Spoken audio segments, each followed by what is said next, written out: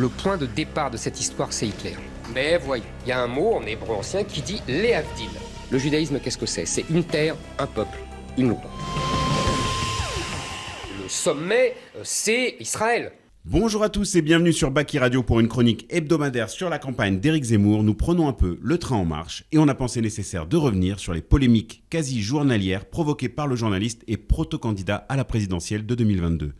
Nous sommes avec Mickaël qui va analyser pour nous les différentes polémiques avec son œil atypique, puis nous tenterons semaine après semaine d'observer les événements de la campagne sous un angle quelque peu différent de ce que les médias traditionnels nous réservent.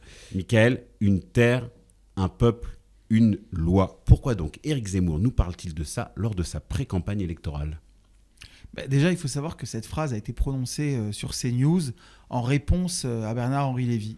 C'est-à-dire que Bernard-Henri Lévy a opposé à Zemmour un judaïsme qui ne serait que générosité, je cite, générosité et fragilité, ce qui a fait bondir, qui a piqué au vif Éric Zemmour. Et là, sur ce coup, Éric Zemmour a abattu son jeu en dévoilant, d'une certaine manière, ce qu'il pense du judaïsme. Si on écoutait Éric Zemmour auparavant, il avait une position, disons, celle de l'israélite français qui estime que le judaïsme est une religion, dans le cas d'israélite, qui a été francisée, et selon ces termes même christianisée, c'est-à-dire une religion pure, dépouillée, qui a été dépouillée de sa composante nationale. La composante nationale qui a été restaurée par le sionisme, mais le sionisme auquel Éric Zemmour ne se réfère pas habituellement, au contraire. Mais là, en fait, on peut dire que BHL l'a poussé dans ses retranchements. Il a opposé à Zemmour un judaïsme, donc, comme j'ai dit, généreux et fragile. Et là, il a été donc obligé de définir le judaïsme comme étant une terre, je cite, la terre d'Israël, un peuple, le peuple juif, et une loi, la loi donnée à Moïse au mont Sinaï. Voilà, donc ça, on peut dire que là, il y a une forme de coming out de la part de Zemmour assez inédit. Mais il pense quand même que ça peut être bénéfique pour sa pré-campagne ou sa campagne de citer ce triptyque, de poser les termes ainsi ? Ça dépend, c'est-à-dire que si on est un fin analyste d'Éric Zemmour, on pourrait le mettre devant son incohérence. On peut lui dire, mais attendez, vous nous dites que être juif en France, ce n'est justement pas comme l'islam conquérant, l'islam temporel, l'islam politique. D'accord ? Et là, vous nous dites subitement que non, le judaïsme, c'est un nationalisme. Donc, si on le prend subtilement, on pourrait mettre Éric Zemmour devant cette contradiction. Mais en réalité, stratégiquement, la masse des peut-être futurs électeurs d'Éric Zemmour, qu'est-ce qu'ils entendent ? Ils entendent quelque chose qui pourrait s'appliquer à la France. C'est-à-dire une terre, la France, un peuple, le peuple français, et justement une loi. Et là, une loi, c'est les mœurs françaises. Ça parle aux oreilles des Français en soif de nation et en soif d'identité. Et c'est là qu'en fait se révèle le vrai projet de Zemmour.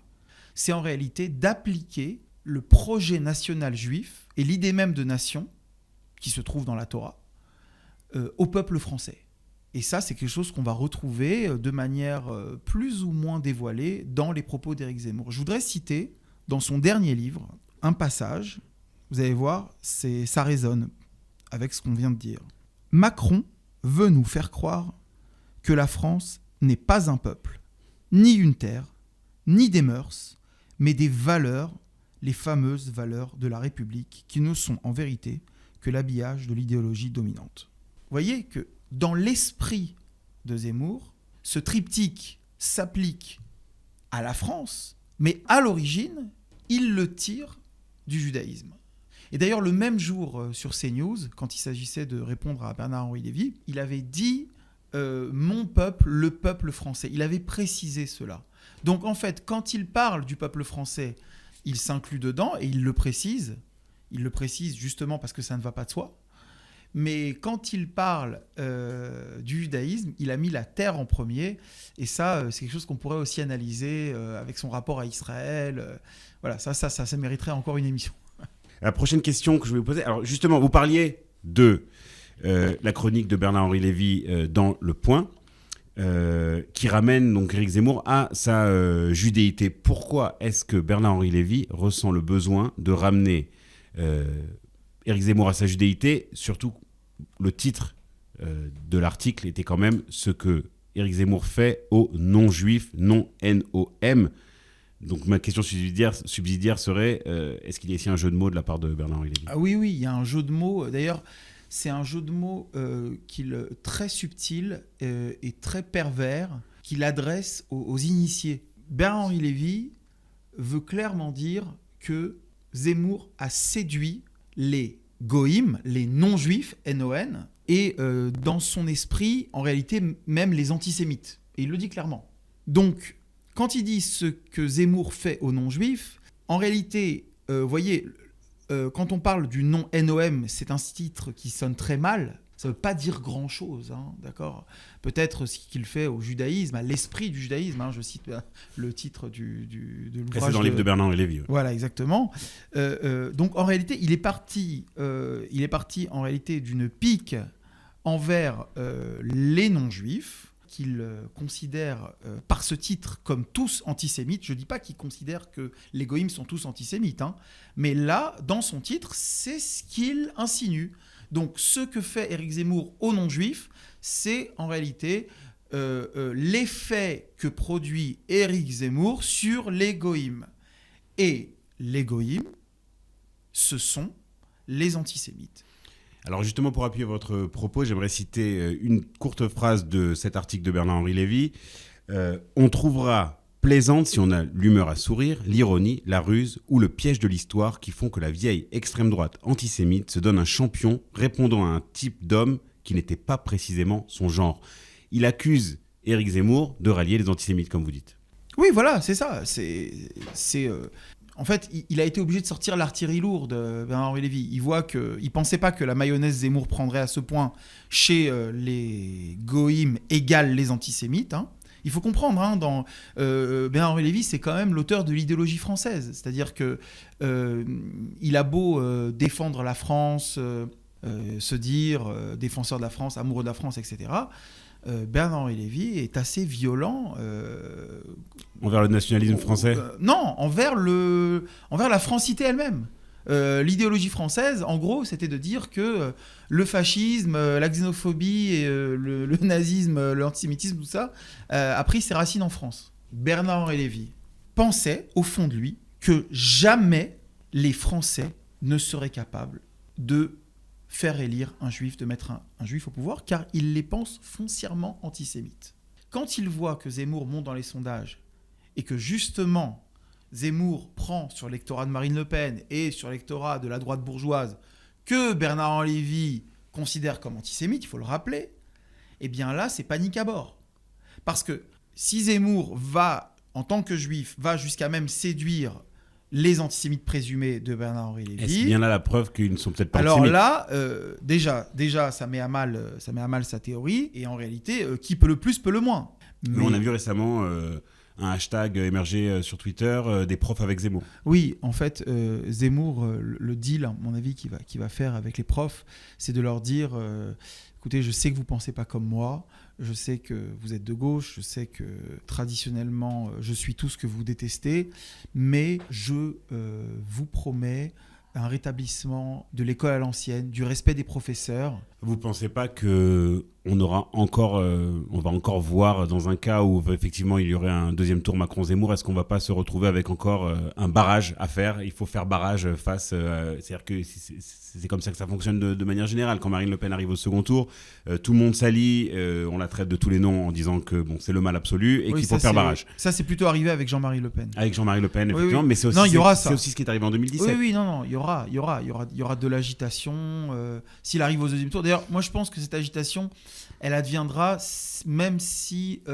imaginons qu'il passe premier dans les sondages. Alors là, vraiment, ça va bouger, quoi. Hein. C'est-à-dire que, en fait, on va avoir, je pense, une réplique des manifestations pour Gaza, avec les mêmes participants et avec une violence même décuplée. Alors, je vais changer un petit peu de sujet, mais on reste quand même dans les polémiques d'Éric Zemmour. Alors, est-ce que vous pensez, Mickaël, que les Ethan et les Noah de France devront changer de nom si Éric Zemmour gagne la présidentielle ? Là, vous faites comme les opposants d'Éric Zemmour, c'est-à-dire que vous le citez de manière biaisée. Éric Zemmour n'a jamais dit qu'il va falloir changer de prénom. Hein. Il a dit qu'à partir de maintenant, enfin du moment où sa loi passerait, il faudrait donner un prénom français en premier. D'accord ? Donc les gens qui ont un prénom non français ne vont pas changer de prénom. C'est pas l'idée. D'ailleurs, à ce propos, hier, il a laissé entendre que ce serait quelque chose de semblable pour le mariage pour tous. C'est-à-dire qu'il ne compte pas démarier les personnes de même sexe qui se sont mariées, mais il a laissé entendre que peut-être, s'il était élu, il ne serait plus possible pour des personnes de même sexe de se marier. C'est-à-dire qu'il annulerait le mariage pour tous. Il n'a pas voulu le dire comme ça, mais il a laissé ça en suspens. Je pense qu'il attend de voir quel effet ça ferait sur l'opinion.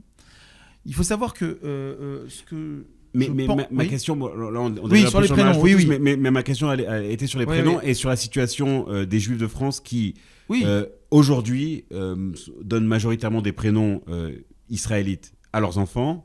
Est-ce que vous pensez que ces gens-là, même s'ils n'auront pas vraiment à changer leur prénom, est-ce qu'ils ont du souci à se faire au niveau de ce que Zemmour veut créer en France ? Alors c'est marrant que vous ayez dit israélite.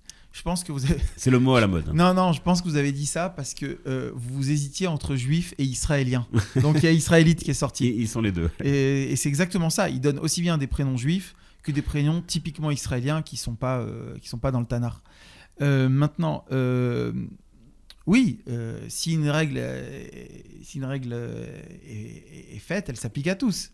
Donc effectivement, d'ailleurs c'est pour ça que moi quand j'étais à Paris et quand j'ai parlé avec des juifs à Paris, des juifs de France, ils sont pas chauds pour Zemmour. Hein. Ils comprennent bien que toutes les mesures qui visent à persécuter les musulmans vont aussi les toucher. Vous pensez qu'il y a des mesures qui visent les musulmans directement ? Évidemment, et ça c'est comme pour Marine Le Pen. L'abattage rituel. Voilà, c'est ça. Les ports ostentatoires de signes religieux. Ça, il l'a dit hier.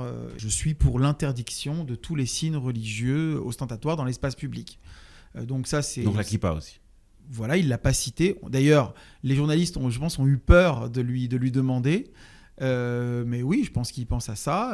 Mais aussi bien chez Marine Le Pen que chez Zemmour, c'est avoué. C'est pour stopper ce qu'il estime être l'islamisation de la France. D'ailleurs, c'est-à-dire qu'on demande aux Juifs de France de faire une concession. Exactement. Mais d'ailleurs, c'était les paroles même de Marine Le Pen en 2017.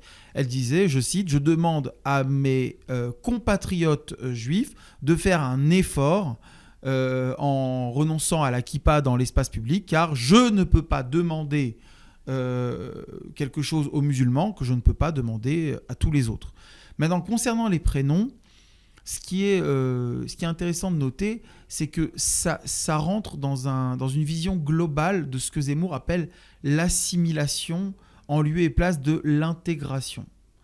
Et là, c'est vraiment intéressant de pointer ça parce que il faut quand même rappeler que prôner l'assimilation à la place de l'intégration, c'est Zemmour qui le fait depuis 15 ans.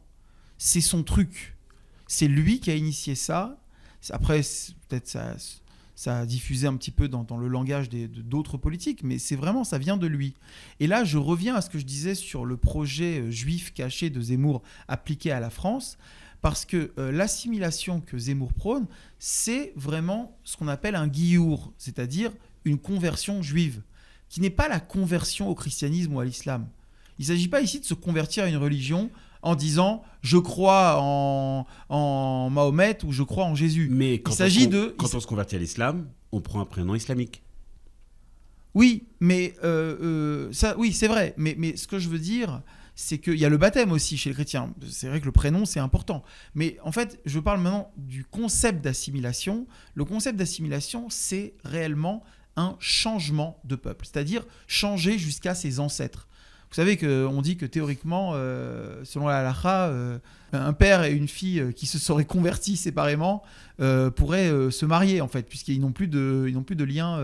Ils ont une nouvelle identité. Oui, ils n'ont plus de lien de parenté, en fait. Bon, c'est très théorique tout ça, mais il y a réellement un changement de peuple. Et là, c'est quelque chose qui est nouveau pour les Français, ils ne connaissent pas ces notions. Et en fait, la force de Zemmour, c'est qu'il infuse des notions typiquement juives auprès de ces ouailles non juives françaises pour leur inculquer ce qu'est le nationalisme juif, le nationalisme. Le premier nationalisme. Oui, le nationalisme efficace selon Zemmour en réalité.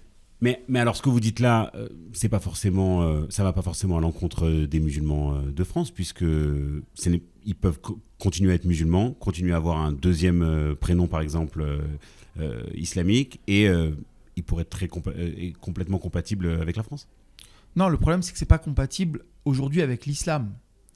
C'est-à-dire que l'islam que connaissent les musulmans aujourd'hui en France, c'est un islam qui n'a pas été réformé, qui n'a pas été sécularisé, qui n'a pas fait la mutation, disons, de compatibilité avec la France. Et en plus de cela, la cause principale, c'est parce que les musulmans sont venus en France en masse trop rapidement. Si les musulmans étaient venus en France de manière lente, au goutte à goutte, je pense qu'il y aurait eu effectivement un islam typiquement français qui se serait, selon les termes de Zemmour, christianisé, comme l'israélitisme. Mais là, ça n'a pas été le cas. Et c'est pour ça que, comme le souligne Zemmour, 4 générations après, les musulmans continuent en France à donner des prénoms musulmans. Chez les juifs, c'est différent.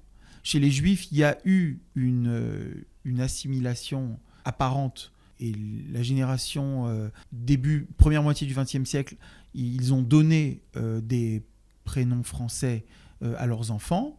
Mais il y a eu, on va dire, le Big Bang de la création de l'État d'Israël qui a tout changé, qui a renationalisé les Juifs et qui a fait que maintenant, les Juifs en France sont attachés à l'État d'Israël et à leur identité juive au point de redonner des prénoms hébraïques. Alors justement, vous me parliez de cette assimilation des Juifs de France et l'identité israélienne un peu des Juifs de France qui se sentent vraiment attachés à Israël. Et ça nous amène vers une autre polémique suscitée par les propos d'Éric Zemmour dans son dernier livre, qui était sur les victimes de l'horrible attentat de Haute Torah qui ont été enterrés en Israël. Alors je ne vais pas vous faire l'affront de vous refaire la citation, on en a assez, tout le monde l'a commenté dans la presse, mais j'aimerais avoir votre avis. Ben justement, moi je vais faire l'affront de vous citer partiellement cette partie de son livre. On a su aussi que les enfants juifs assassinés devant l'école confessionnelle à Toulouse seraient, eux, enterrés en Israël. Les anthropologues nous ont enseigné qu'on était du pays où on est enterré. Si je m'arrête là, Zemmour est en train de dire que ces juifs, leur patrie, leur pays, c'est Israël. Ça a été monté en sauce pour dire que Zemmour critiquait, qu'il leur reprochait cela. Mais si je prends sèchement ce constat, en fait, Zemmour, ici, décrit le rêve sioniste. Israël, l'État d'Israël et la terre d'Israël comme étant la patrie des Juifs. Alors, comme on sait que Zemmour est assimilationniste et qu'il pense que les Juifs de France dans leur patrie, devraient être la France, alors on y voit un reproche.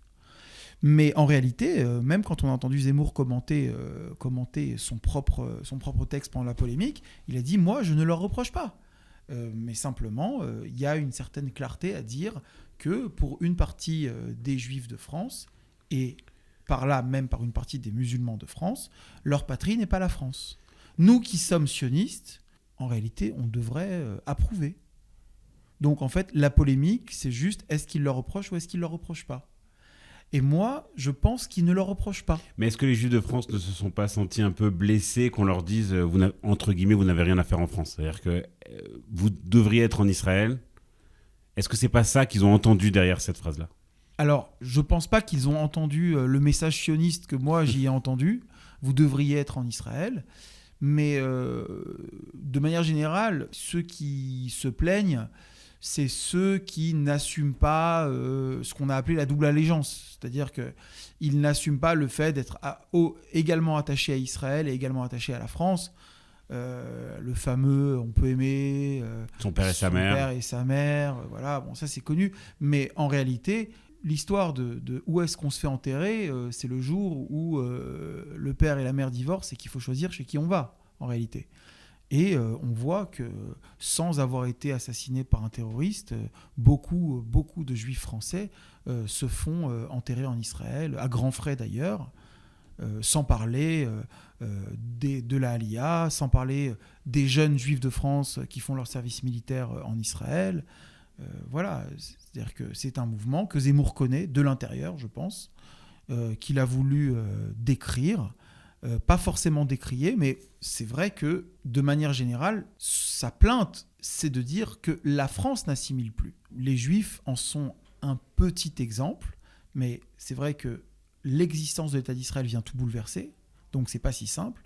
Mais globalement, la critique, elle est surtout envers les musulmans, bien sûr. Merci beaucoup. On arrive à la fin de cette émission, mais je vais quand même vous poser une dernière question qui sera un peu notre question rituelle dans l'émission. Est-ce que Zemmour a une chance de gagner ?